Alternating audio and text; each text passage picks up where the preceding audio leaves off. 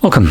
In front of me is a Poco M4 Pro, and today I'll show you a couple tweaks and tricks you can do on this device. So, let's start off by opening up our settings, and we're gonna now begin as by navigating into the display. Now here we have light and dark mode, which you can choose from. Now under that we actually have a bit more useful information, which is a schedule dark mode. This will allow you to select a schedule, and this will in turn let you have basically both modes enabled at the same time. That will be automatically switching between each other based on the time of day. Now we do have the sunset to sunrise option, but you also have the custom one. So obviously for winter time, not exactly sure if this will actually function correctly. Let's kind of check it out.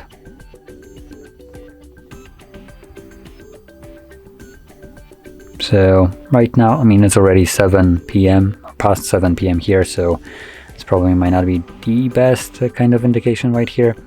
But I'm curious, as sun goes down much sooner now, so I don't know how sunset to sunrise will it actually detect that or not. I would presume it might, but if it doesn't, you can then select it on a custom timer. Now the reason this might be useful is obviously if you wake up during nighttime and you want to check your phone, it's always nice to not get flashbanged by your own device. So this will basically be turning on dark mode during the nighttime, so even when you wake up and want to check your phone, it will be in dark mode. And during the daytime, obviously, I would say that light mode is a little bit easier to see, so that would give you the benefit of having light mode during the daytime as well. Now next, we have refresh rate. So we have two different options, the 90 and 60. So by default, it looks to be set to 60 for some reason. I recommend changing it to 90 because this will give you a smoother animation. So for instance, scrolling up and down will feel much nicer. The text will just feel or look better when scrolling, so I highly recommend changing that. But if you want to prioritize battery life, you could just stick with the 60. This will give you a better battery life over the 90, but it won't look as good, I would say. Next thing would be the color scheme. Most devices, for the most part, use vivid mode as their color scheme, just because it looks a little bit more vibrant, and when it's on shelves in stores, vivid, when it's more saturated and brighter and all that stuff, obviously might stand out a little bit better out of the crowd. But let's be honest, all the devices now use vivid, so they're not standing out. They're just all looking like absolute oversaturated vomit. And personally, I like basically all my phones to have something like a standard mode or natural or just more accurate one. If some devices do come with a color calibrated displays, this one does not, but it does have something like standard mode and saturated. Saturated is basically vivid. Standard mode is not. It's more toned down. You can see it based on the image right here of these colored pencils. I guess that's what they're called. So you can see in between vivid and saturated, there is a little bit of difference in the reddish tones.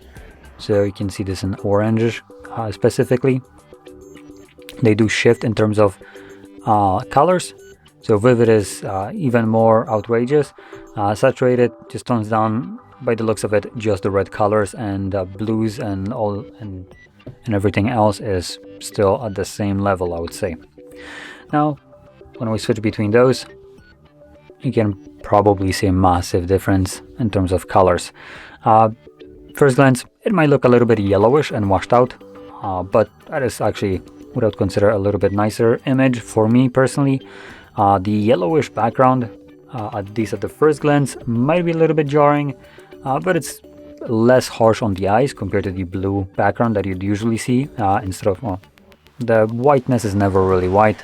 It does have hue of blueness to it, while with at least this mode, it's more towards warmer colors rather than the colder ones. So it's, like I said, a little bit more pleasant to the eye.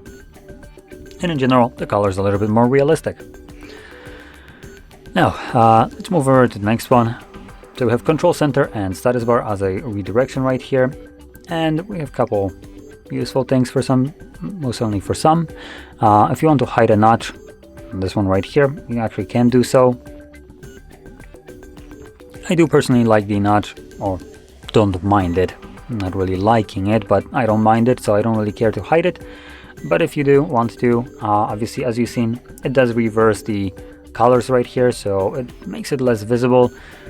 The screen protector that I have isn't really helping for that, because it kind of just has this notch indicating it, but if you had screen protector that actually covers the display a little bit better, this wouldn't be as noticeable and might look actually a little bit better, more symmetrical and all that stuff. So some people like this. I personally don't care. We also have the carrier name. If you don't want your carrier name to be visible or visible, you can change that right here. I'm not sure if this is enabled by default. I don't have a SIM card, so it's not really going to be showing up anything, but that would basically show you the carrier name right here, and it might be just annoying, especially if your carrier name has some cringe name or just a really long one. So you might want to turn it off. And you can, I believe, also possibly change it, though I could be wrong about that one. Then next thing, we have the show notification icons right over here. So we do have the icons, as you can see, couple notifications, well, literally 2. So we could technically completely toggle them off, and this wouldn't show the icons itself, but notifications still would be present in here. And let's see, do we have option to change it? No, we don't. So in certain cases, but it doesn't look like here, you would have the option to compound them to a number. Instead of like having each icon separate, it would just tell you that you have 2 notifications instead of like showing each individual one. But yeah, no option here. Now the last thing here would be the battery indicator. Now it is set to what I would consider the best one, but if you want to have it a little bit cleaner or just more visible, you could for instance change it to something like this, which will show you the percentage with a little bit bigger text outside of the battery. Like I said, a little bit clearer to see. And if you just want the indication, you can completely remove the percentage showing from it. Now, anyway, there's one last thing that I want to show, which would be gesture navigation, which I believe is under additional settings. No, it's somewhere else, but we do have a redirect to full screen display. So Xiaomi does change the name of this to something a little bit dumber. It's still under here when you navigate to full screen navigation. It is labeled as system navigation, but I believe if you're gonna search for system navigation, it's not gonna show up because infinite wisdom of Xiaomi apparently. But in any case, we have the buttons and gesture navigation. By default, the phone will be in button mode. You can change it to gesture if you want.